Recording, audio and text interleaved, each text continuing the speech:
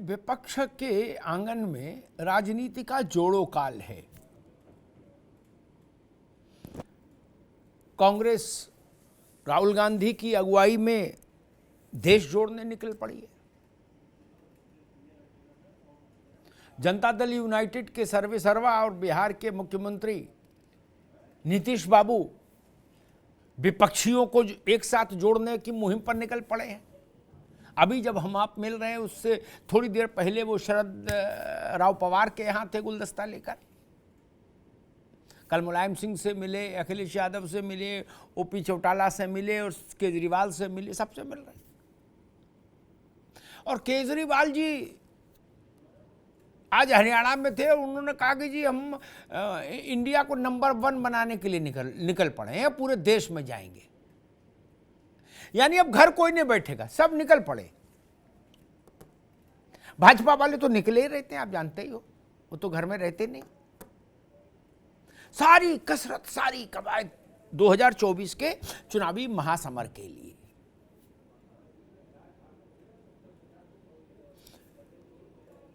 Modi versus all, और all में तनाव भी है, बिखराव भी है, अपनी अपनी महत्वाकांक्षाओं का संघर्ष भी है, अपने अपने अतृप्त स्वप्नों का आग्रह भी है। स्वाभाविक है। जितने मुंडे मुंडे मत भिन्ना, जितने दल उतने नेता, उतनी कहानी, उतने आग्रह। तो भाजपा इस बात से तो मुतमईन है, यानी आश्वस्त है कि मोदी के खिलाफ एक चेहरा नहीं आ सकता।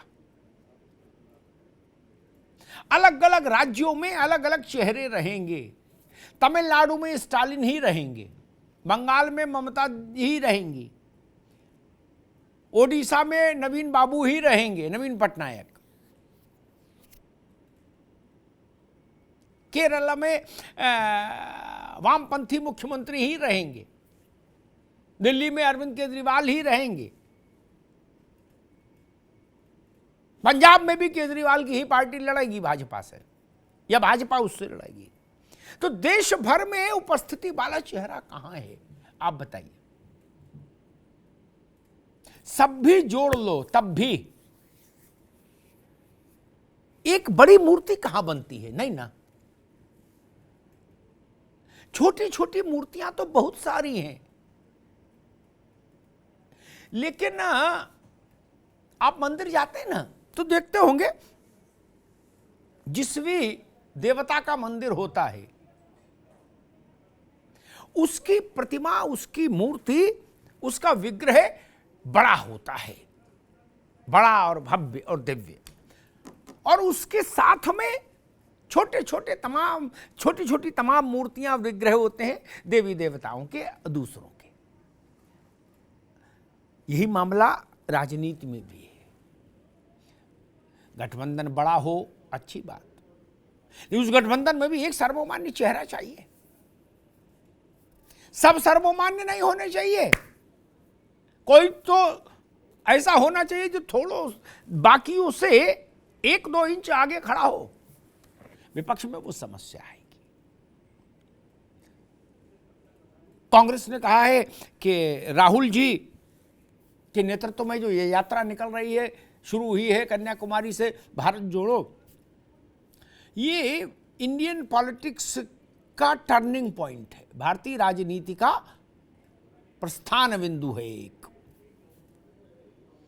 स्वाभाविक है, कांग्रेस कहेगी तो अपने युवराज के लिए ऐसा ही कहेगी, ठीक बात है, उसमें कोई वो नहीं। लेकिन उधर दूसरी ओर भाजपा ने भी वही कहा जो उसको कहना चाहिए विपक्षी दल के रूप में, कि भाई ये राहुल गांधी की रीपैकेजिंग है, रीलॉन्चिंग है, बाकी कुछ नहीं है। भाजपा में रविशंकर प्रसाद ने कहा कि ये तो परिवार बचाओ पर की यात्रा है, देश से क्या लेना देना। लेकिन एक बात तय है, यह यात्रा यह स्थापित करेगी, ये रेखांकित करेगी, क्योंकि इस यात्रा के बाद कांग्रेस पर लोगों की निगाहें जाएंगी और वो देखेंगे कि इस यात्रा में देश भर घूमने के बाद राहुल गांधी ने क्या देश से सीखा, क्या देश से सुना, और जो सीखा और सुना उसका कितना कार्यान्वयन कांग्रेस पार्टी में हुआ, ये सवाल उठेगा। और सांगठनिक तौर पर कांग्रेस कितनी मजबूती के साथ खड़ी हो पाती है देश में, ये भी देखने वाली बात होगी। और देखने वाली बात ये भी होगी कि नीतीश कुमार जैसा वयोवृद्ध, अनुभवी और राजनीति के मौसम को बहुत चतुराई से समझने वाला राजनेता कितने विपक्षी दलों को, कितने क्षेत्रीय दलों को राजी कर पाता है एक साथ एक मंच पर बैठने के लिए। और विपक्ष के इन सब, ये जो तमाम जुम्बिश हैं विपक्ष की, इन सब के उत्तर में भाजपा क्या करने जा रही है, कैसे कर रही है, उसकी रणनीति क्या होगी, उसकी समर नीति क्या होगी, ये भी एक बड़ा महत्वपूर्ण विषय है देखने के लिए। हमारे साथियों ने इस पूरे व्यूह रचना पर एक रिपोर्ट तैयार की, उस रिपोर्ट को देख लीजिए, फिर मेहमानों से आपका परिचय कराएं और फिर समझने की कोशिश करें कि विपक्ष का एक्शन और भाजपा का काउंटर क्या है।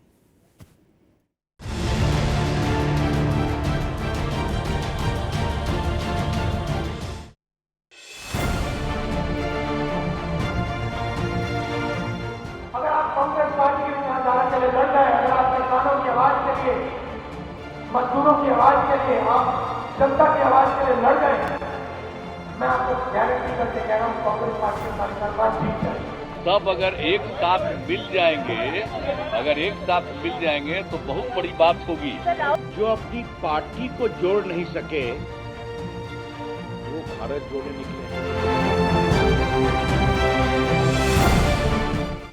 2022 में ही दिलचस्प होता दिखाई दे रहा है दिल्ली दरबार का 2024 वाला दंगल, क्योंकि दांव, दावे और दमखम के इस दौर में कांग्रेस ने भारत जोड़ो नाम की यात्रा के रोड मैप पर रंगरोगन लगाया है। 150 दिनों में 12 राज्यों से गुजरते हुए 3570 किलोमीटर की दूरी तय करके कांग्रेस दिल्ली की सत्ता के करीब होने की कोशिश करेगी।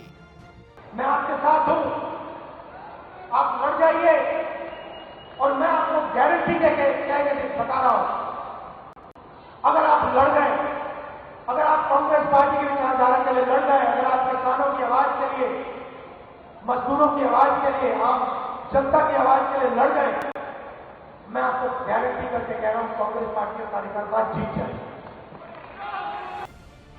देश की राजनीति के इस रण क्षेत्र को फतह करने के लिए कांग्रेस जहां कन्याकुमारी वाया कश्मीर होते हुए दिल्ली पहुंचने का प्लान बना रही है, वहीं बिहार वाले नीतीश कुमार भी दिल्ली का रुख कर चुके हैं।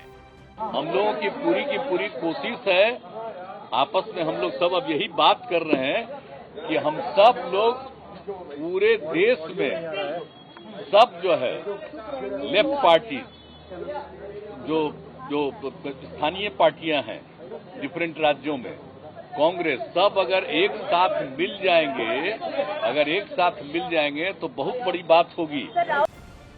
2024 की बिसात पर विपक्षी एकजुटता की कवायद में मुलायम सिंह यादव से लेकर अखिलेश यादव तक, शरद पवार से लेकर डी राजा तक, केसीआर से लेकर केजरीवाल तक दस्तक दे रहे हैं नीतीश कुमार। हालांकि विपक्ष भी कह रहा है हम साथ साथ हैं और हम लड़ेंगे इस उदास मौसम के खिलाफ। सब लोग गुटबंद होंगे तो हम लोगों को जहां तक लगता है कि 24 में भाजपा के लिए, एनडीए के लिए मुश्किल होगा। अब विपक्ष जहां दावेदारी के दरमियान सरकार बनाने का अंकगणित सिद्ध करने के सूत्र तलाश रहा है, वहीं सत्ताधारी बीजेपी के शिविर में चिंतन और मंथन उन 144 सीटों को लेकर हो रहा है जो 2019 के चुनाव में जीत से दूर रह गई थी। इन सीटों को अलग अलग ग्रुप्स में बांटा गया है और हर ग्रुप का प्रमुख एक केंद्रीय मंत्री को नियुक्त किया गया है। वहीं राहुल गांधी की भारत जोड़ो यात्रा को छलावा बताते हुए बीजेपी का तंज है, पहले खुद को तो जोड़ ले कांग्रेस। राहुल जी भारत जोड़ो यात्रा पर निकले। कभी कभी बड़ा आश्चर्य भी होता है जो अपनी पार्टी को जोड़ नहीं सके वो भारत जोड़ने निकले हैं, और जो अपने को अपनी पार्टी से भी नहीं जोड़ सके वो भारत जोड़ो की यात्रा पर निकले हैं। 1947 में कांग्रेस ने ये भारत को खंडित किया था।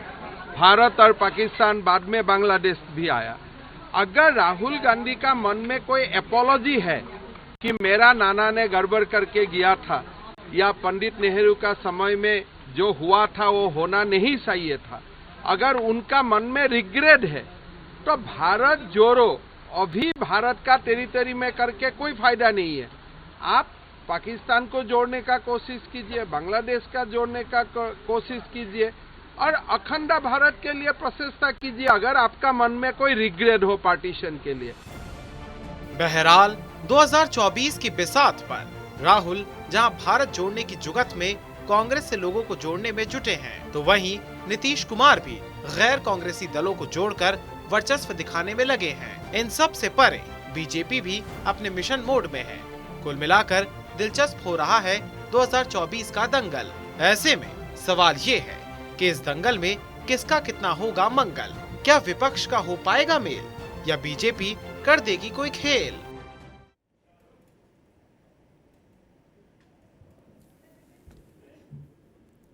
हर जगह हलचल है, हर दल में, और हर नेता के मन में ये हसरत अंगड़ाई ले रही है इस मौसम में कि 24 में संभावना तलाशी जाए, कोई बात बन जाए शायद।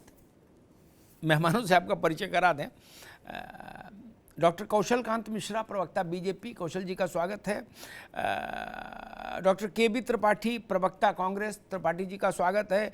प्रोफेसर के त्रिपाठी, प्रवक्ता जनता दल यूनाइटेड, प्रोफेसर साहब का स्वागत है। मेजर आशीष चतुर्वेदी, नेता समाजवादी पार्टी, आशीष भाई का स्वागत है। और हम सबके सीनियर के विक्रम राव साहब, वरिष्ठ पत्रकार, विक्रम राव साहब का बहुत बहुत स्वागत है।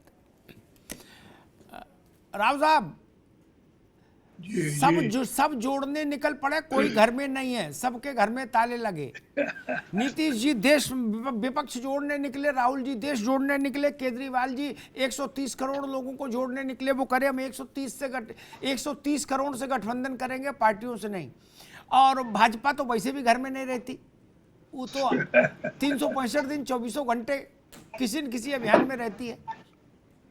तो राव साहब, ये भारत जुड़ता और विपक्ष एकजुट होता दिख रहा है क्या? नीतीश जी की पहल और राहुल जी की पहल। अमिताभ जी, आपकी शैली ही, आपकी अभिव्यक्ति और एक विषय हो जाता है। मेरा अनुभव आपसे यही रहा जी। ये मार्च वाली बात कोई नई नहीं है, ये बापू ने शुरू किया था। दांडी मार्च आपको याद होगा जी, नमक को लेके। और तब का मैं आपको किस्सा बता दूं, जो अंग्रेजों का जर्नैल था, भारत का सेनापति ऑचिन लेक ने कहा गांधी जी को साबरमती में गिरफ्तार कर लेना चाहिए था, क्योंकि वो लोगों को जन जागरण करते निकले, देश को जगाया और दांडी मार्च से बगावत शुरू हो गई। अब अगर राहुल गांधी सच्चे गांधी निकले और सारे भारत को एक साथ कर लिया, तब तो मोदी के दिन इन्हें गिने हो जाएंगे। लेकिन मुझे कोई ऐसी आशंका लगती नहीं है, क्योंकि पिछले 6-7 साल से देख रहा हूँ, कई चुनाव में राहुल गांधी लड़े और कोई नवीनता, नयापन नहीं आया, चुनाव हारे वो जी।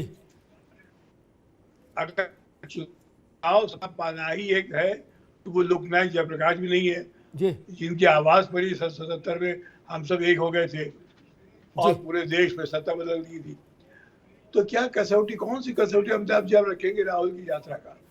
और सबसे महत्वपूर्ण जो भी आपने इंगित किया, मुंडे मुंडे मतिर भिन्ना आएंगे एक साथ, ममता और नीतीश आएंगे। जो संसद भवन में कमरे के लड़के रेल मंत्री दो जब थे, तो वो सत्ता के लिए एक होंगे।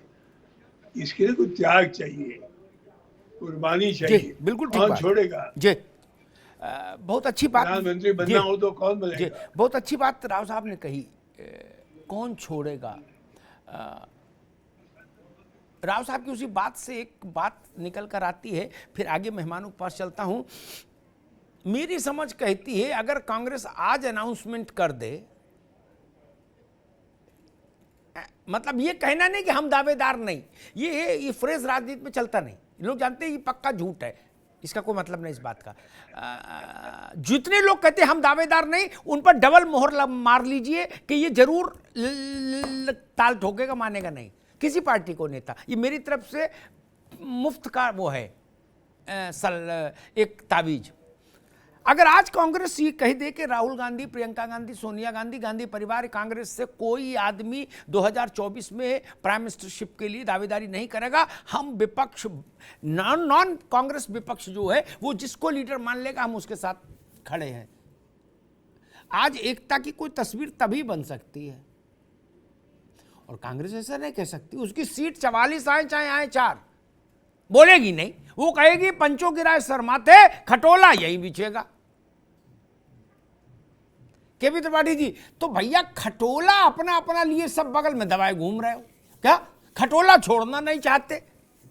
नीतीश बाबू जितनी बार कहते कि ना ना हम दावेदार नहीं, कैसी बात कर रहे हो हैं, इको बात हुई, हम नहीं, हम नहीं, ऐसे ऐसे बोलते ना, उतनी बार मैं समझ लेता हूं कि डबल मोहर मारो इस पे, नीतीश बाबू मानेंगे नहीं क्या? त्रिपाठी जी उनकी तो खैर प्रोफेसर साहब से पूछेंगे। आप बताओ, अगर आप देश के लिए कुर्बानी देना चाहते हो और आप ये मानते हो कि इस वक्त देश में सबसे बड़ी समस्या मोदी है, आप ऐसा मानते हो, ठीक, तो ये कुर्बानी दे दो, दधीच हो जाओ, दे दो हड्डियां धान। त्रिपाठी जी नहीं, त्रिपाठी जी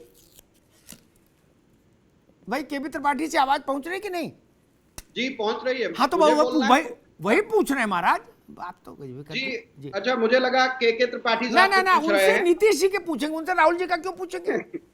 नहीं वो तो अभी कह देंगे हाँ राहुल जी को रिटायरमेंट दे दो। साहब ने कहा कि आपके शैली के बाद बोलना बड़ा कठिन होता है और समझना बड़ा कठिन होता है क्या बोला जाए, लेकिन प्रश्न जो आपका है तो उसमें मैं यही कहूंगा कि राजनीति में कोई भी चने बेचने नहीं आता है ना, सबको सत्ता चाहिए होती है, सबको कलाकंद चाहिए, चना कौन खाएगा? सत्ता चाहिए है, और राहुल गांधी को भी सत्ता चाहिए है। 150 दिन की पैदल यात्रा करने का क्या उद्देश्य है कांग्रेस का? देश को जोड़ना है और देश की सत्ता संभालनी है, और देश से सत्ताधारी सरकार को हटाना है जो प्रधानमंत्री ऐसा जिसको आम आदमी की शिक्षा, स्वास्थ्य, उसके जीवन से जुड़ी हुई समस्याओं से कोई सरोकार नहीं है, और वो सिर्फ मुद्दे उठाता है परिवारवाद, वो मुद्दे उठाएगा 8 साल की अपनी प्रधानमंत्री कार्यकाल के बाद कि भ्रष्टाचार का मुद्दा, तो वो किसको गाली दे रहा है, किसको देख रहा है? तो ऐसे प्रधानमंत्री और ऐसी सरकार से अलग करके। दूसरा आपने कहा विपक्ष एक साथ आएगा या नहीं, चिंता ये नहीं है अमिताभ जी, हमें चिंता ये है कि जनता हमारे साथ आएगी या नहीं।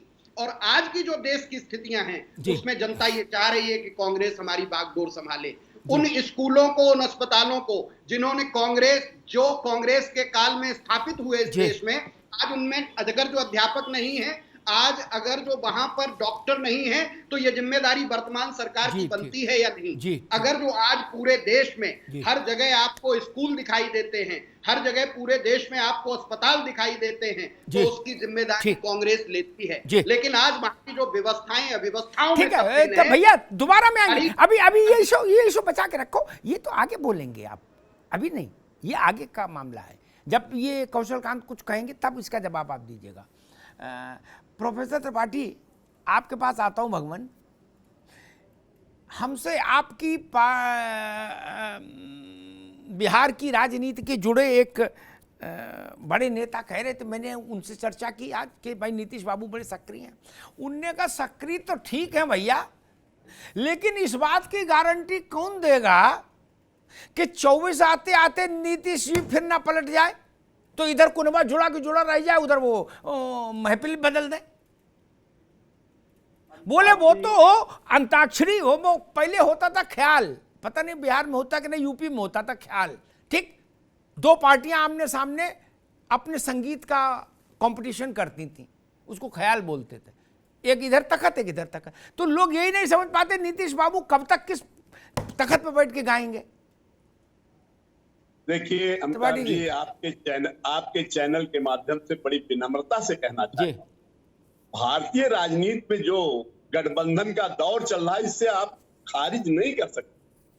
देश को चलाना है तो पार्टी राज्यों में अगर सत्ता में आना है वहां भी गठबंधन करता है, केंद्र में गठबंधन। और ये गठबंधन 1996 से हुआ है, जब जॉर्ज फर्नांडिस ने देश में एक मुहिम चला करके और अटल बिहारी वाजपेयी के नेतृत्व में 24 पार्टियों की सरकार था। जी ठीक है। हाँ, ये दौर है, इस दौर में आप उसको खारिज नहीं कर सकते कि नीतीश कुमार कल कहां जाएंगे, परसों कहां जाएंगे।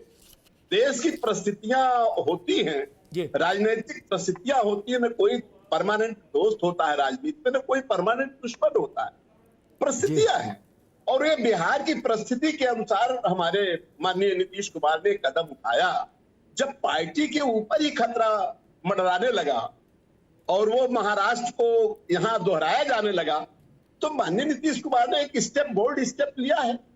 और उस बोल्ड स्टेप के साथ ही साथ जिस दिन से वो निकले हैं बिहार से, मैं आपके इस चैनल के माध्यम से कहना चाहता हूं कि वो स्थिति क्या है कि पूरे विपक्ष को ऑक्सीजन मिल गई है। जहां विपक्ष सो रहा था, क्योंकि आज अपने चैनल पे आपने जो चर्चा की कि हर आदमी घर से बाहर निकल गया है, ये कितनी अच्छी बात है लोकतंत्र के लिए माननीय अग्निहोत्री जी। जी ठीक है बाड़ी जी, जी ठीक जी बिल्कुल ठीक बात है। मसला ठीक है बाड़ी जी, आएंगे आपके बाद दोबारा में आएंगे। लोकतंत्र के लिए बहुत अच्छी बात अभी नहीं, अभी ये पीआर एक्सरसाइज है बेसिकली, चाहे भाजपा वाले करें, चाहे कांग्रेस वाले करें, चाहे कोई करे। अब ये पीआर एक्सरसाइज है, इसका देश से बहुत लेने देने नहीं। आप देश जोड़ो नारा लिख दो, लेकिन अभी मसला ये है कि भाई हम भी कम नहीं, हमको भी समझो, ताकि पंचायत में जब मामला फरियाया जाए तो हमारी भी बात सुनी जाए कि हम भी 3000 किलोमीटर की यात्रा करके आए हैं, नीतीश जी के हम भी 22 घर होके आए हैं, 22 गुलदस्ते दिए लोगों को। कम समझ रहे हो क्या? केसीआर का ये महट लगा के पूरा घूम आए देश हैं। केजरीवाल जी भी हाथ उठाए, वो कहे भाई 135 करोड़ लोगों से तो गठबंधन मैं ही कर रहा हूं अकेले।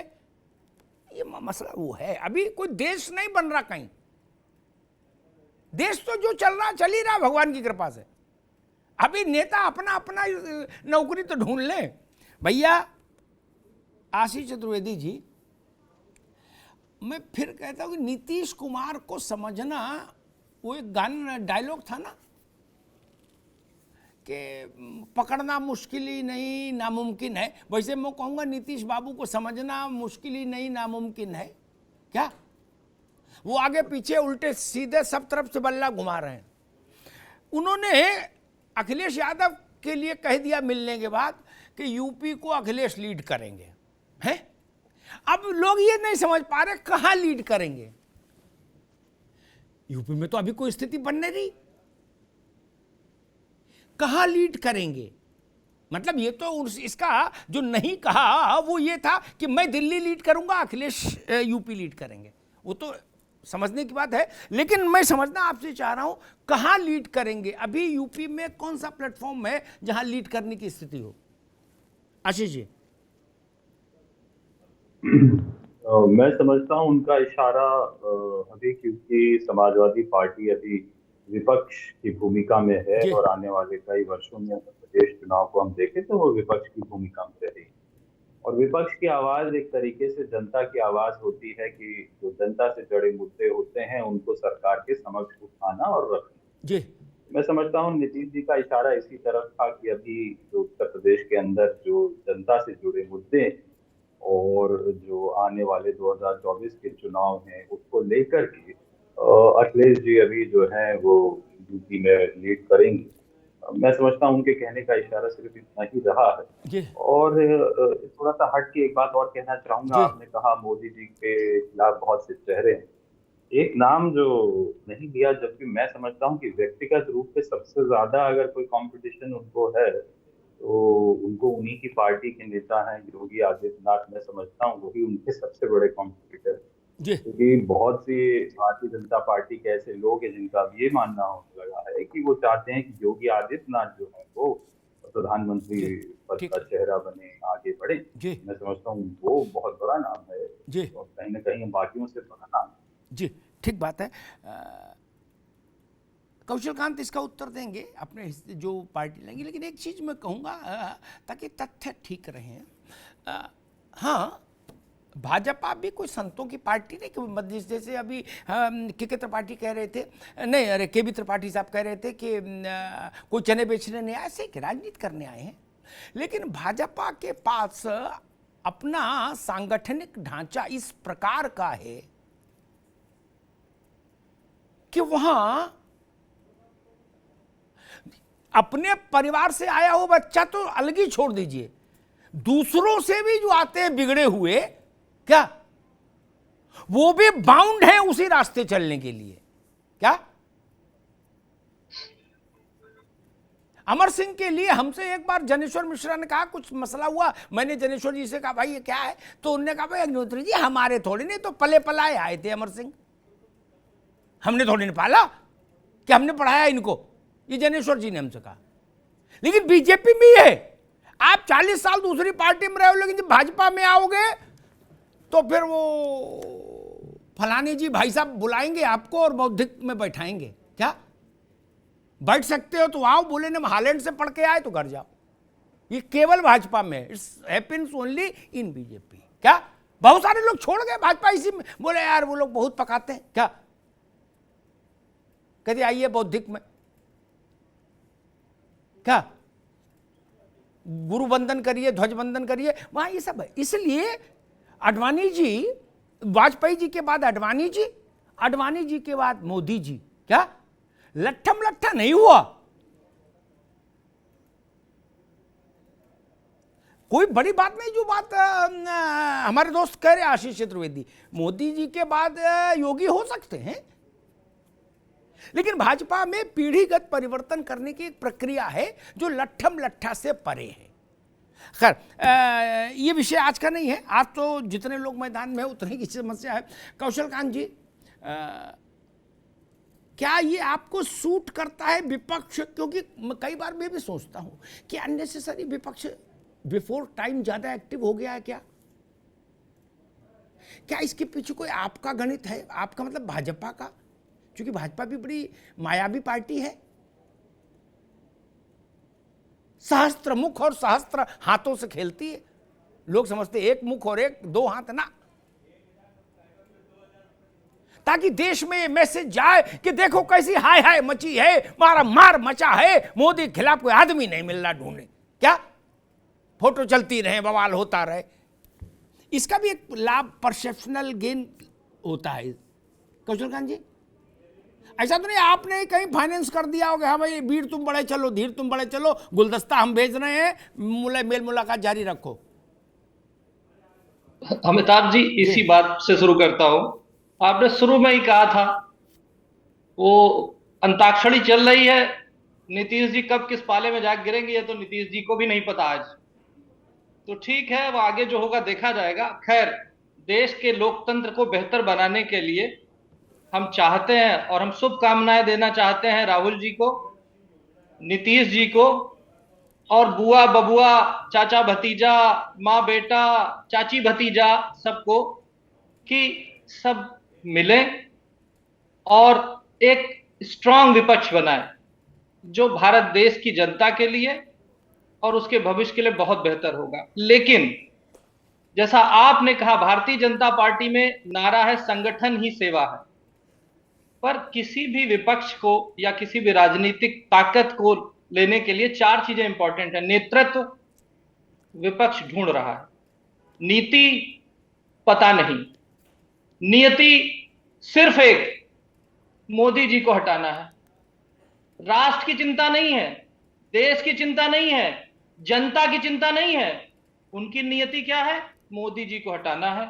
और संगठन अभी बोया गया है, अब जब बोया गया है आज, तो क्या कब पैदा होगा पता नहीं। और बोया पेड़ बबूल का आम कहां से होए, यहां से यही हाल होने वाला है विपक्ष का। लेकिन फिर भी मैं राहुल गांधी जी को शुभकामनाएं देता हूं और कांग्रेस पार्टी को शुभकामनाएं देता हूं कि कम से कम वो विदेशों की यात्रा करके देश की यात्रा पे निकले, और दूसरे जो हमारे यूपी के साथी हैं वो अभी तक एयर कंडीशन के चेंबर में, उनकी ही पार्टी के लोग कहते थे वहां पे थे, तो कम से कम कुछ तो बाहर निकलें, देश की जनता के लिए कुछ तो करें और एक स्ट्रांग विपक्ष की बात करें। वैसे भी मोदी जी ने कहा है 1947 तक, 2047 तक अभी प्राइम मिनिस्टर की पोस्ट खाली नहीं है।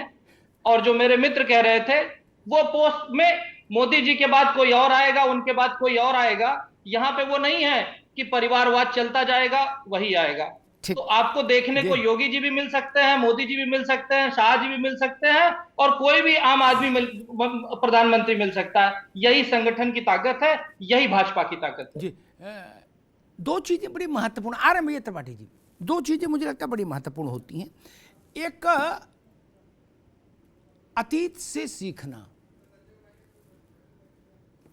कांग्रेस, देखिए नीतीश बाबू इस वक्त उस स्थिति में है कि बल्ला चाहे जिधर घुमाओ और चाहे किस बाल बल्ले पे ना आए तो बल्ले दे मारो किसी के सर पे, सब झेल लिया। अब क्या है नीतीश बाबू, आज की पारी खेल रहे हैं, आज है, हाथ से आनंद है, वैकुंठ में है, सब झेल लिए, कोई पद रहा बाकी सब हो तो रह लिए। क्या इतिहास में नाम रहेगा कि ऐसा अद्भुत मुख्यमंत्री बहुमत पार्टी को कभी नहीं आया लेकिन मुख्यमंत्री हर बार रहा?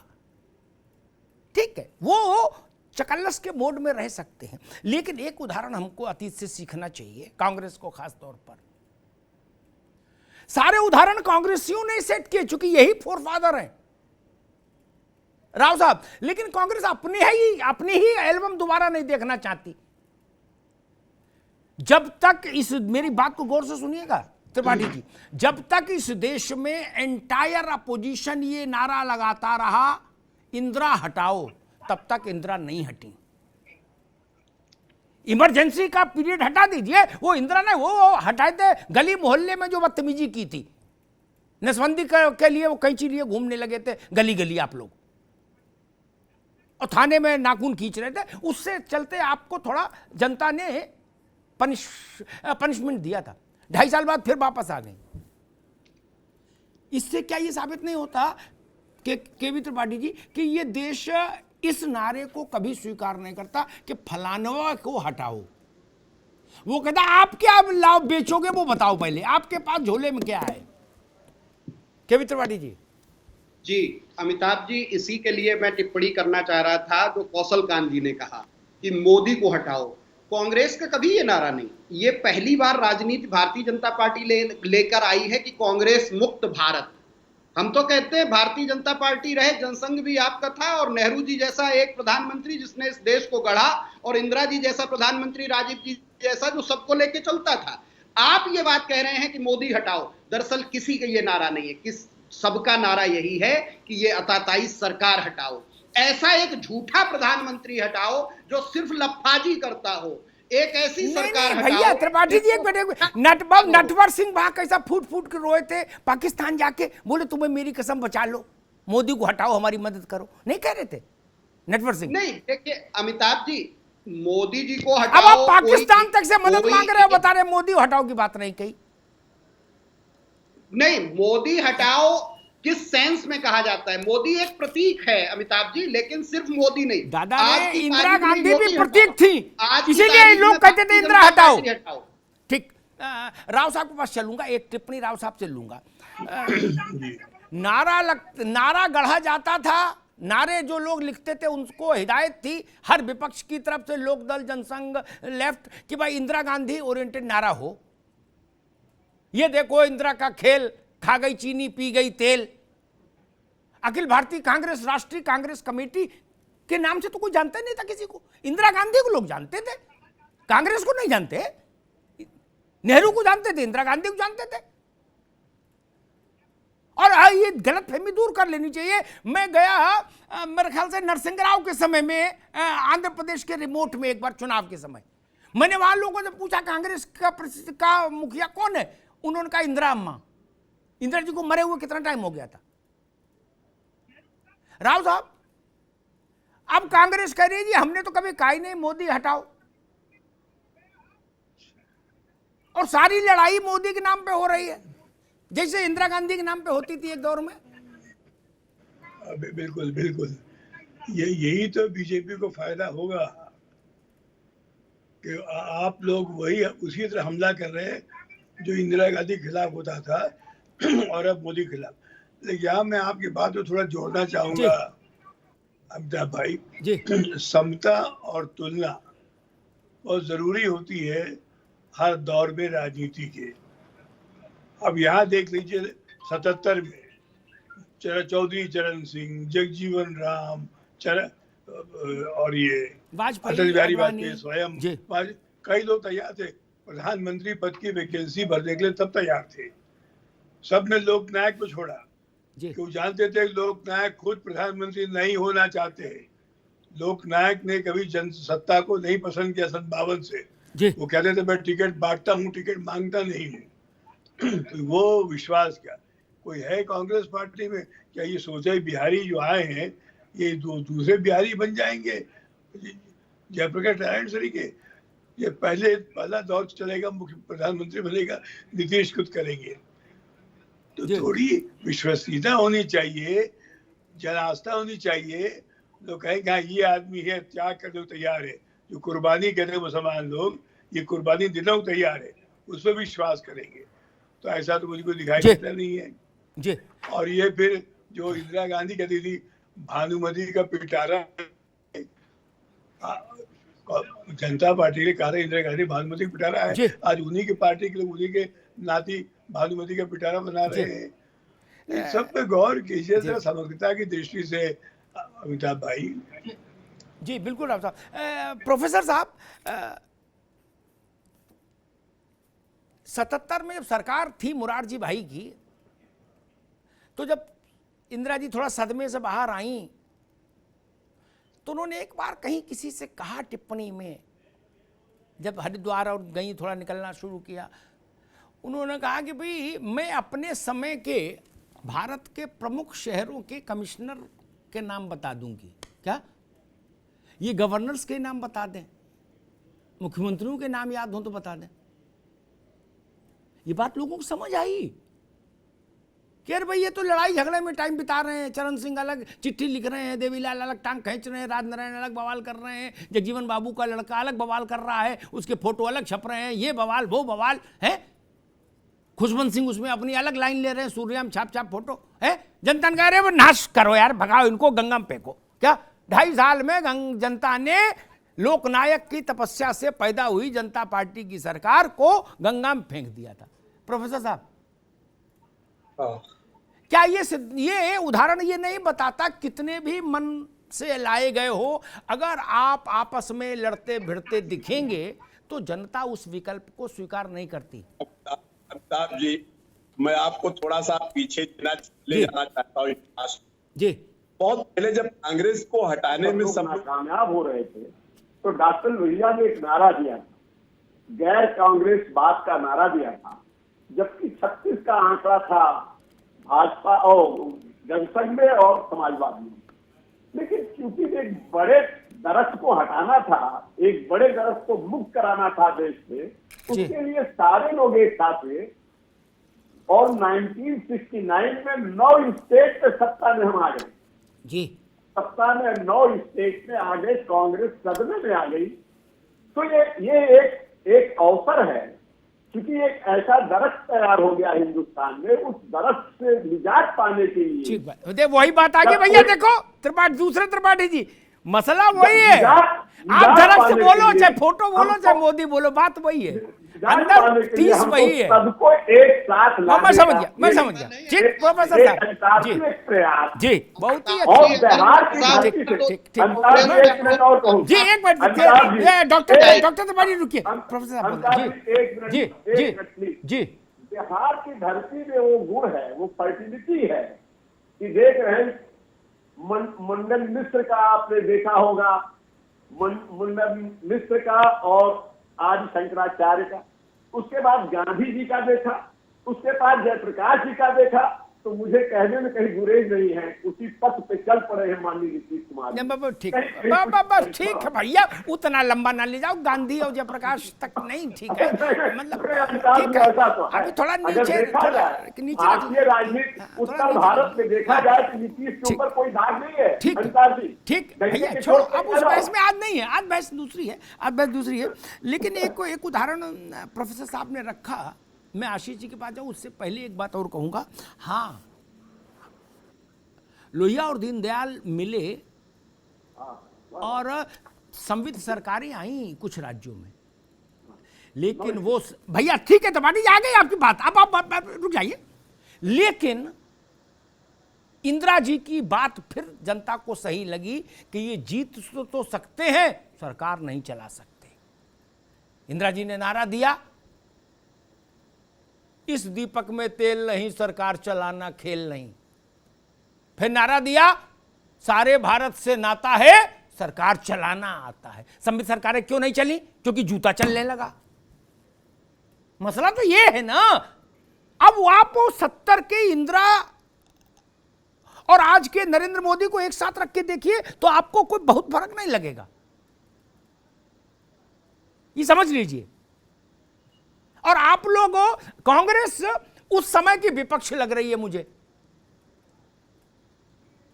जैसे उस समय के डेस्परेट थे विपक्ष के लोग, चाहे लोहिया जी हो, चाहे जनसंघ हो, चाहे सब बहुत डेस्परेट रहते थे कि इंदिरा गांधी को कहीं पटक दें, लेकिन हो नहीं पाता था ऐसा, इंदिरा गांधी को हरा दें, कहां संभव था। अरे मान लो हार भी गई तो आप टिके नहीं 2.5 साल बाद, फिर ये भी जनता को पता है ना। आशीष जी, विपक्ष में एक ही बार बड़ी क्रांति हुई जिसका उल्लेख विक्रम राव साहब ने भी किया, वो इसलिए हो पाई क्योंकि वहां एक जेपी था, क्या, जो संत था, उसको कुछ नहीं चाहिए, क्या, वो शपथ ग्रहण कराने भी नहीं गया मुरारजी के मंत्रियों को, क्या, कृपलानी को भेजा, कहा आचार्य जी आप ही कराओ, क्या, गांधी की छाया। आज की तारीख में तो जो अस्पताल में है वो भी अपना मेडिकल बुलेटिन नहीं देख रहा, अखबार पढ़ रहा, कर भैया क्या कोई संभावना बन रही तो चलूं, डॉक्टर करे नहीं रुक जाओ। आशीष जी, कोई जयप्रकाश तो नहीं है कि कोई दिख रहा कहीं। ओम प्रकाश चौटाला ने भी भोज कर दिया, आप समझ रहे हो कहां तक मार हो रही है। आदरणीय ओम प्रकाश चौटाला जी ने भी भोज कर दिया, मतलब रजिस्ट्रेशन करा दिया। मैट्रिमोनियल साइट में रजिस्ट्रेशन होता है ना कि हम भी दूल्हा हैं। आशीष जी, दूल्हा का बाप बनने को तैयार नहीं, सब दूल्हे बनने घूम रहे। आशीष जी, ये तो जैसे उसमें लड़की ही तय करेगी कि दूल्हा कौन बनेगा, वाकई में अंत में स्वयंवर में यहाँ जनता तय करेगी कि अंत में कौन। अब देखो कैसी कलगीदार पगड़ी बांधी है ओम प्रकाश चौटाला ने, क्या इतने साल जेल रहे उसका मलाल नहीं, बोला कोरमा बनवाओ भाई, हैं लगे कि हम भी हैं। नहीं आशीष भाई, बिल्कुल। अब राजनीति है तो प्रयास करना हर एक व्यक्ति का, मैं समझता हूँ एक हक भी है करना, तो हर एक व्यक्ति ये चाहता है, कोई खुले मन से कोई बंद मन से चाहता तो हर एक व्यक्ति है कि वो जो ऐसे बड़े पद होते हैं मुख्यमंत्री के, प्रधानमंत्री के, जो भी सफेद कुर्ता पजामा पहनता है वो व्यक्ति जरूर चाहता है, मन में एक आशा, एक अभिलाषा जरूर होती है। तो ये आने वाला समय ही बताएगा कि कौन व्यक्ति उसमें उभर करके आगे आ पाता है, नेतृत्व की कितनी क्षमता दिखा पाता है, क्योंकि बहुत से दल हैं, निश्चित रूप से थोड़ा सा समन्वय बनाना मुश्किल है। परिस्थितियों को देख करके लोगों को ऐसा लगता है कि, मुझे ऐसा जो दिख रहा है कि क्योंकि महंगाई एक तो वाकई में बड़ा मुद्दा है, बहुत ज्यादा है, और उसी के बिना पे मुझे ऐसा लगता है कि बहुत से लोगों को उम्मीद जो है तो जग रही है कि आशीष बाबू ठीक, आगे आपकी बात बिल्कुल ठीक है परिवर्तन जी, आपकी बात बिल्कुल ठीक है। जब तक चुनाव के नतीजे नहीं आए तब तक ये सबसे बड़ा मुद्दा रहता है, इस पर खूब बोलिए, क्या एक बार तैयारी कर लीजिए, 10 साल बोलिए महंगाई पर, कोई नया तो जुड़ता नहीं उसमें, वही आलू, वही गोभी, वही मिट्टी के तेल, वही पेट्रोल, चाहे जो बोलिए। ठीक, हमने 70 का भारत भी देखा, बहुत महंगाई थी, लोगों को याद नहीं, इनकम टैक्स तब इतना था जितना अब नहीं। आप समझ रहे ना कि इंदिरा गांधी की सेहत पर क्या फर्क पड़ा। हर जब चुनाव होता था प्रधानी से लेकर प्रधानमंत्री तक का बम्पर जीतती थी, चिल्लाते रहो क्या। राजस्थान में पानी की कमी आज से नहीं, मोहनलाल सुखाड़िया से भी पहले जब राजस्थान बना तब से है, क्या भाजपा और कांग्रेस वो छोड़ दो, अशोक गहलोत वसुंधरा राजे 25-25 साल दोनों रह लिए, क्या पानी आ गया क्या? पानी से बड़ी समस्या तो कोई नहीं हो सकती। 25-25 साल ठाठ से चीफ मिनिस्टरशिप की है। बिहार में सब अच्छा हो गया। नीतीश बाबू 17 साल सीएम है, भगवान का आशीर्वाद रहेगा, पता नहीं कब तक रहे। क्या वहां क्या सस्ता हो गया राशन? नहीं ना, कहां चक्कर पड़े भैया। भारत में कम से कम ऐसा मुगालता मुझे नहीं। राव साहब, कौशलगंज जा रहे हैं, एक बार राव साहब से टिप्पणी ले लो। राव साहब, ये महंगाई जो है ना, ये तर्क मतलब भाषण के लिए अच्छा है, टीवी के लिए अच्छा है, लेकिन वोट पे इसका असर मैंने तो किसी दौर में नहीं देखा। राव साहब, मैं बिल्कुल सही कह रहा हूँ। ये एक आर्थिक दुर्भाग्य है भारत का कि महंगाई सरी का मुद्दा कभी चुनावी मुद्दा बन नहीं पाया। सरकार को हराने के लिए सबसे बड़ा शस्त्र हो सकता था जो सरकार नहीं, एक बार सिर्फ हुआ था, जो प्याज के दाम कंट्रोल नहीं कर पाए, वो आपको याद होगा, 80 में चला था। महंगाई वाला हो सकता था, लेकिन इतना नपुंसक है विपक्ष कि महंगाई का मुद्दा नहीं बना पाया। तो बताइए आज कौन सा एक मुद्दा बताइए अमिताभ भाई, ये सारी पार्टियों को जोड़ने के लिए। मैं तो मान के चलता हूँ, अगर आज राहुल गांधी ऐलान कर दे कि मैं प्रधानमंत्री का दावेदार नहीं हूँ, अच्छा तब फिर इस इतनी उमस भरे माहौल में 3000 किलोमीटर क्यों चले, फिर घर में नहीं बैठे टीवी देखें? राव साहब आप भी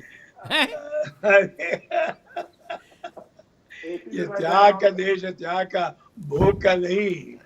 नहीं सर, मतलब आप तो दधीच बनाए दे रहे हो, बताओ है? दधीच बनने थोड़ी ना है भाई।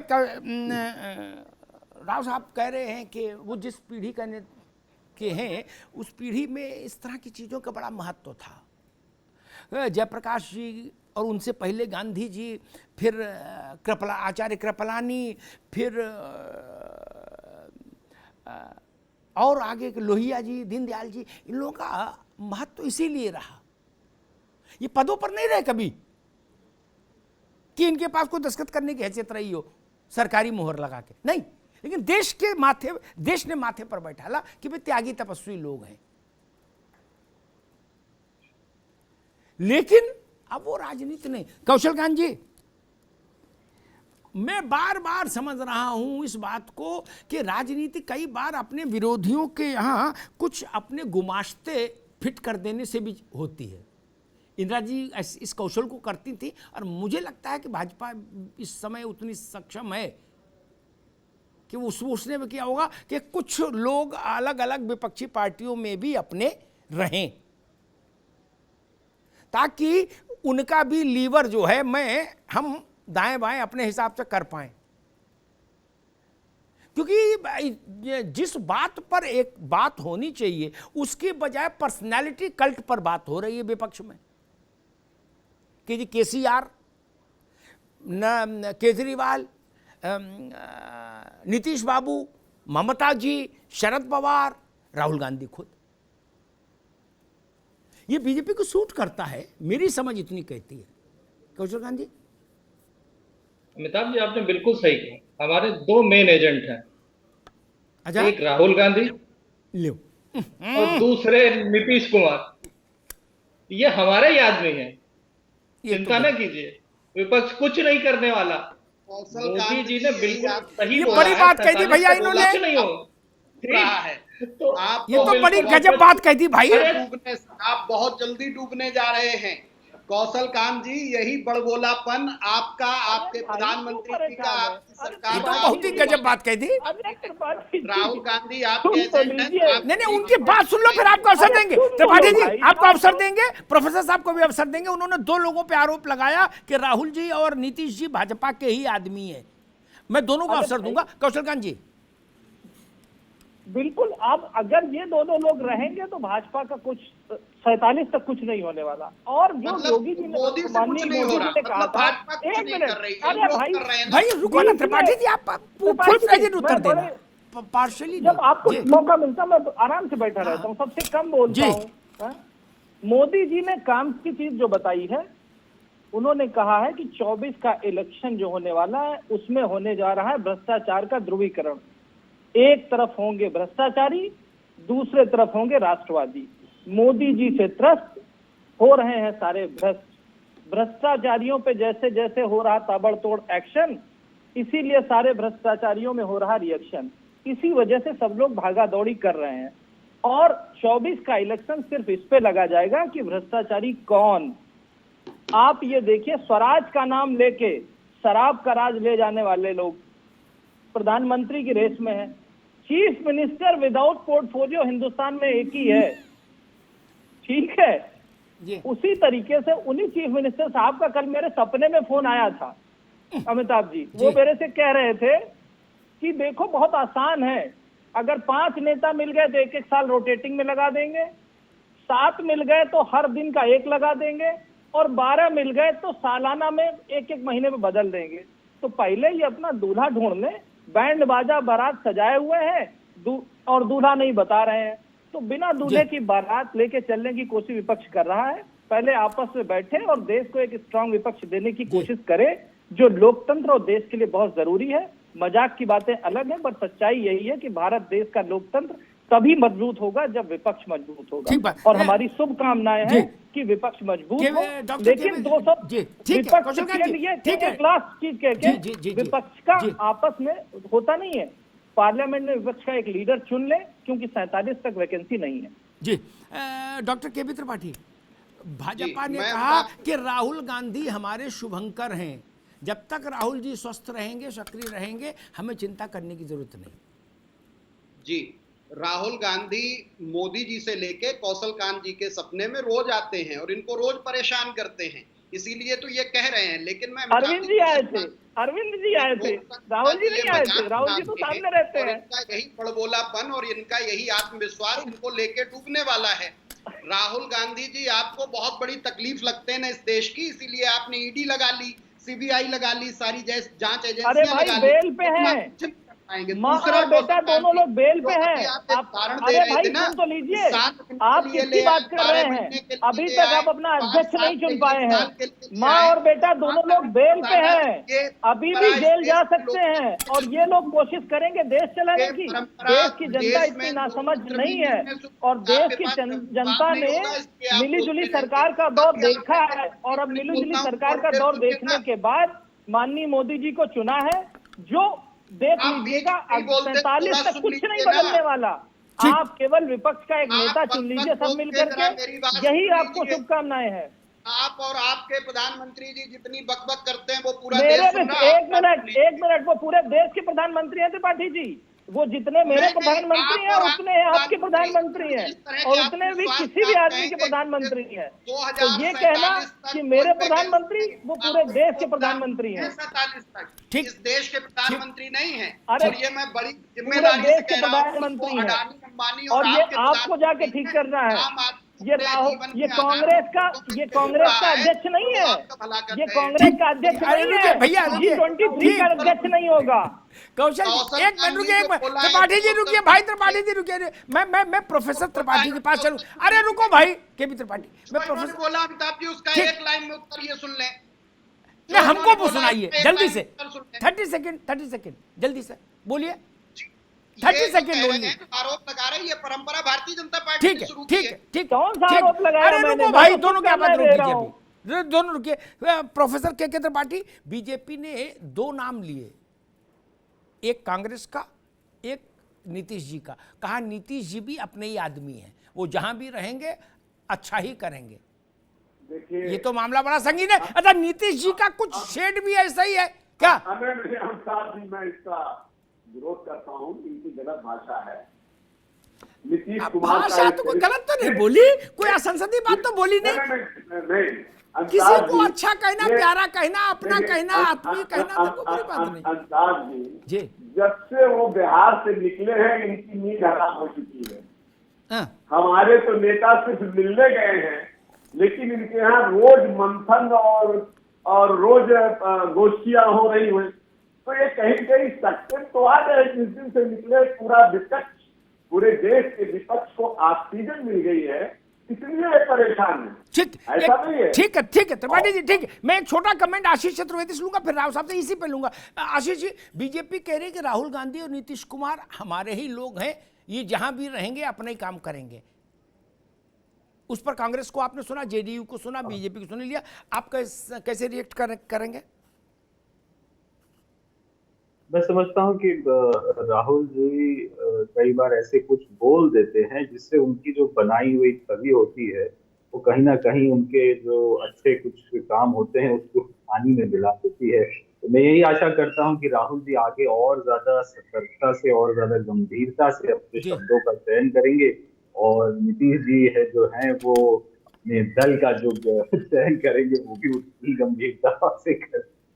वो गंभीरता वो लोड नहीं लेते नीतीश जी चयन करने में, जब जो मन आ जाए उस पर हाथ रख देते, कहते आगे देखेंगे फिर क्या है, अभी तो चलो फिर देखेंगे। विक्रम राव साहब, बड़ा आरोप है बीजेपी का कि दो बड़े राजनेता भारत के, उनको उन्होंने कहा कि ये अपने ही लोग हैं, डोंट वरी। नहीं तो मजाक, बहुत फुहड़ मजाक है जी। मेरा सिर्फ निष्कर्ष ये है अमिताभ भाई जी, जब तक इन 15-16 लोगों को जोड़ने वाली शक्ति गोंद नहीं होगी, वो गोंद की कमी से जोड़ नहीं पाएंगे। मेरे पास 15 प्रधानमंत्री, आपने देखा मुलायम सिंह प्रधानमंत्री हो रहे थे, लगनी लगा दी लालू यादव ने, हरे कृष्ण सुरजीत कुछ और कह गए, माउस को जाने के पहले बेचारे मुलायम सिंह यादव लटक गए, और देवगौड़ा हो गए, और देवगौड़ा हटे तो गुजरात हो गए। ये मजाक कब तक चलेगा देश के साथ? दक्षिण के प्रधानमंत्री क्यों नहीं हो पाया? एक बार हुआ 11 मिलेंगे देवगौड़ा, तो जरा सोचिए इस बारे में। मेरे ख्याल से जोड़ने वाला गोंद नहीं है। इन सब लोगों को कौन प्रधानमंत्री नहीं होना चाहेगा बताइए? जब तक वो सलेस, वो गोंद, वो स्टिकिंग प्लास वो नहीं होगा, बड़ी अच्छी बात, ये लोग बिखरे रहेंगे और बिखर जाएंगे। राव साहब ने जो बात कही, मैं वहीं से अपनी बात शुरू करूंगा। एक रोचक दृश्य आपके सामने रखता हूं, सबने देखा होगा, नेता लोगों ने तो जरूरी देखा होगा, वो तो सब जगह मिलने जाते हैं तो कुछ ना कुछ गिफ्ट ले जाते हैं। फल की टोकरी बनती है ना त्रिपाठी जी, उसमें लीची, अंगूर, जामुन, ये 20-20 किलो डलवा दो तो भी टोकरी नहीं बनेगी, बिखर जाएंगे सब। बीच में वो कहता है एक, या तो तरबूजा फंसवाओ या अनानास फंसवाओ बड़ा, ठीक, उससे छोटा फल नहीं टिकेगा, उसके अचारों और आम टिक जाएगा, आम के पीछे अनानास, अरे अनार, अनार के पीछे केला, केला के पीछे जामुन, जामुन के पीछे अमरूद। लेकिन केला और जामुन और अमरूद अपने आप टोकरी नहीं हो सकते, ये सबने देखा है, सब सहमत हैं कि नहीं? सरल भाषा बोलो, भारत को समझ आए। वो तरबूज कौन है, अनानास कौन है, उसको सामने लाओ, बाकी नहीं, यात्रा करो चाहे मीटिंग, इससे कुछ बहुत ज्यादा होता नहीं। एक तो चेहरा चाहिए। जो लोग ये कहते नहीं चेहरे से कुछ नहीं होता, वो एक आध उदाहरण भी देते हैं, वो हास्य विनोद ज्यादा करते हैं। भारत की राजनीति चेहरा केंद्रित राजनीति है। पार्टियों को ही लोग नहीं जानते, ज्यादा व्यक्ति को जानते। पंडित जी जाने जाते, नेहरू जी, इंदिरा अम्मा, और यहां इंदिरा जी, इंदिरा गांधी, उनके विरोधी भी कांग्रेस नहीं बोलते थे, समर्थक भी नहीं बोलते थे। नरेंद्र मोदी, अटल जी, मुलायम सिंह यादव, वो संसोपा में रहे कि लोक दल में रहे कि क्रांति दल में रहे कि समाजवादी बनाई, हु केयर्स? बताइए। राव साहब को पूरा इस्तेरा याद होगा पूरे, लेकिन 4-6 दल तो में तो रही है मुलायम सिंह, कौन जानता है, किसी को मतलब नहीं। नीतीश कुमार, वो कितने गठबंधन कर चुके हैं ये गूगल के अलावा कोई बता सकता है? नहीं, गूगल ही बता सकता है, बाकी कोई माइकल लाल नहीं बता सकता। लेकिन नीतीश जी का नाम आदमी जानता है, उनका फोटो पहचानता है, बात खत्म होगी, उस पर वोट पड़ता। तब जब आप ये कहते हो ना कि नहीं देखिए हम ये ऐसा करेंगे वैसा, तो उसका असर जनता में नहीं जाता। दूसरी बात, जो पूरा इस 1 घंटे की बहस का लब्बो लुबाब है, इंदिरा गांधी उतने अत्याचारों के बाद, जब देश ही उनके खिलाफ खड़ा था, खुद देश चुनाव लड़ रहा था, जयप्रकाश और मोरारजी और वाजपेयी और चरण सिंह, तो उस देश के गुस्से के कंधे पर बैठकर वैतरणी पार कर गए। देश ही बहुत खिलाफ था। छोटी नफरत थी क्या इंदिरा गांधी के लिए? उसके अलावा तो कभी नहीं हारी फिर, क्योंकि देश ने कहा कि ये 36 लोगों को यार प्रयोग में लाने से कोई फायदा नहीं, एक आदमी मजबूत नेता है, बात खत्म। यही फील आज के दौर में है। गांव कस्बे के आदमी से बात करिए, वो कहता भैया मोदी जी ठीक है, अच्छे हैं, चल रहा है, मजबूत आदमी है। क्या भारत इसको बड़ा पसंद करता है, मजबूत आदमी। गाड़ी भी लेने जाता है तो वो कहता ना फैशनेबल गाड़ी ना दिखाओ भैया, मजबूत दिखाओ जो एक्सीडेंट झेल ले। क्या जूता भी हम लोग खरीदने जाते हैं, भारत में सोफिस्टिकेटेड बहुत सुंदर डिजाइन वाले जूते नहीं बिकते आज भी बड़ी तादाद में। अपर क्लास, बहुत सुपर रिच क्लास छोड़ दीजिए, सामान्य भारत कहता भैया ठोक बजा के देखता 2-4 साल चलेगा ना। हमें टिकाऊ व्यक्ति चाहिए, टिकाऊ सामान चाहिए। हम फर्नीचर भी हल्का नहीं लेते ना। बोले ये सुंदर, बोले सुंदर क्या करेंगे, मजबूत लाओ यार, जिसका हैंडल मजबूत हो। गलत कहूं तो टोक दीजिएगा आशीष जी। तो नेता ढीला ढाला कैसे बर्दाश्त कर ले देश? नहीं। कुछ प्रयोगों को हटा दीजिए तो मानक बिंदु कौन रहे? नेहरू, इंदिरा, वाजपेयी, मोदी। बीच में फिलर्स हैं। मैं सब किसी का अपमान नहीं कर रहा, लेकिन सब फिलर्स हैं।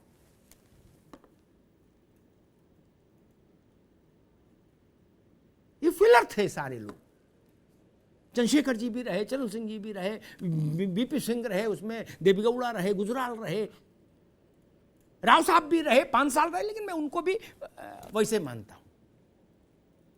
देश की मोहर से यही लोग आए, जिसमें देश ने मोहर लगाया गया। मैं चाहता हूं ये व्यक्ति देश का नेतृत्व करे। आप वैसा व्यक्ति तो लाओ सामने यार। यात्राएं तो इस देश ने, मेरे ख्याल से अगर मैं सही स्मरण कर पा रहा हूं, भगवान बुद्ध ने यात्रा से भारत का परिचय कराया, लंबी यात्रा से। पहले साधु संत अपने यहां जहां थे वहीं रहते थे, घूमा घामी ज्यादा नहीं करते थे, गिरी कंदराओं में ही तपस्या करते थे।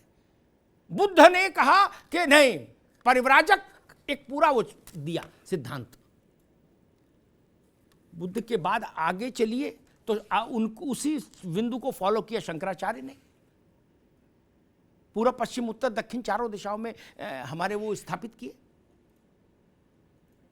उसके आगे आइए राजनीतिक उसमें आ जाइए तो गांधी जी, जैसा राव साहब बता रहे थे, उनसे बड़ा यात्री मैं किसी को मानता ही नहीं। और गांधी के बाद गांधी के आध्यात्मिक उत्तराधिकारी विनोबा जी, जिनकी शांत यात्रा ने इस देश के बड़े रक्तपात टाले। लाखों एकड़ जमीन गरीबों को मिली भूदान से, नहीं तो यही इस देश में बड़ी रक्त क्रांति होती। और उसके बाद बड़े राजनीतिक यात्री जो लोग चुनावी राजनीति में हैं, उनमें लाल कृष्ण आडवाणी है। एक सीमा तक चंद्रशेखर जी ने एक प्रयोग किया था, बाकी मुझे नहीं लगता। और यात्रा से भी लाभ तब जब चेहरा वैसा हो आडवाणी जब चले थे वो यात्रा हमने एक पत्रकार के नाते देखी थी। वो इतने ही बोलते थे, राम लला हम आएंगे, 10,000 आदमी चिल्लाता था, मंदिर वहीं बनाएंगे। क्या वो भाजपा का किया धरा नहीं था? भाजपा इतनी बड़ी पार्टी थोड़ी नहीं थी तब कि ये इतनी भीड़ जुटा ले। क्या वैसा वाइब्रेशन है? और सबसे बड़ी बात, जनता ये देखना चाहती है कि अगर हम कमजोर लीडरशिप देंगे तो सरकार स्थिर नहीं होगी, और स्थिर नहीं होगी तो देश के लिए समस्याएं बढ़ेंगी। ये एक भाव रहता है, और भाजपा के लिए अभी ये सबसे बड़ी एसेट है। अब अगर चौटाला जी भी, जनता ये देख रही है फोटो कि चौटाला जी भी बीच वाली कुर्सी पे बैठे हैं और मनवा रहे हैं, करे ना तुम्हें मेरी कसम एक हमारा भी नाम लिखो इसमें, तो जनता और इरिटेट होती है। वो कहती यार इनको चैन नहीं, राम राम करने की उम्र है, ये दावत दे रहे हैं नेताओं को। कुछ लोगों को हटना भी चाहिए, नहीं।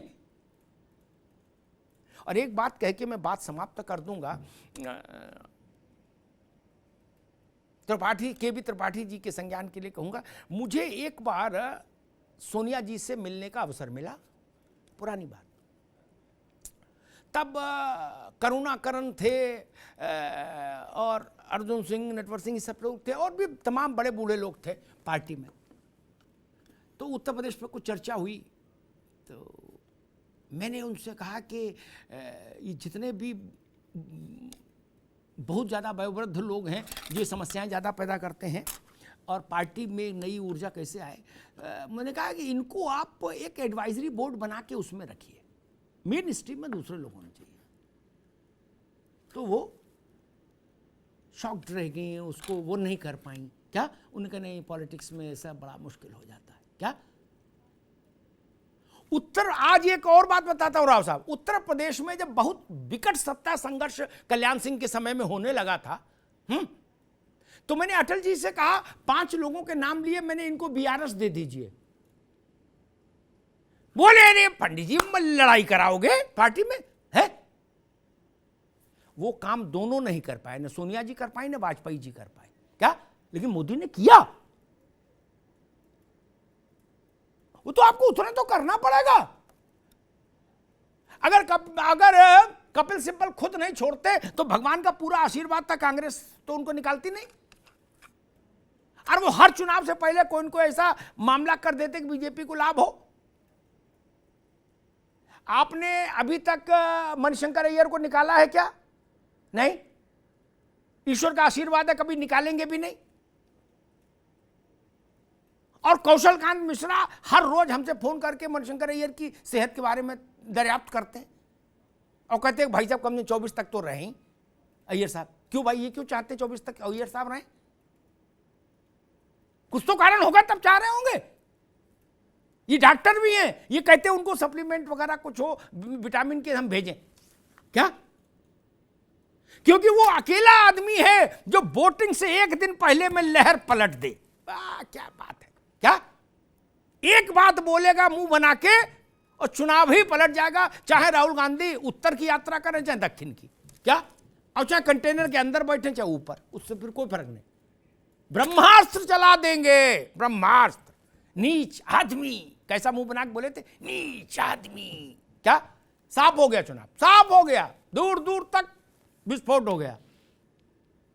चाय वाला एक चुनाव और गया, 2 छोटे शब्द बोले, इससे छोटे तो विज्ञापन भी नहीं बनते। वहां भी ये ठंडा मतलब कोको कोला बड़ा शब्द है।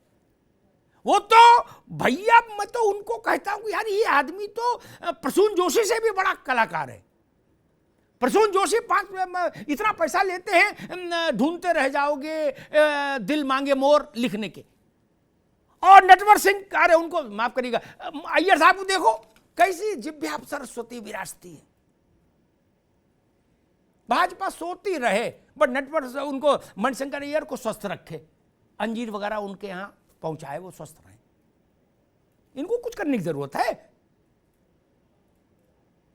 और आप लोग उनको पार्टी में ऑफिस में नहीं घुसने दोगे, वो एएनआई को बुला के बोल देंगे, तब क्या कर लोगे? तब क्या कर लोगे?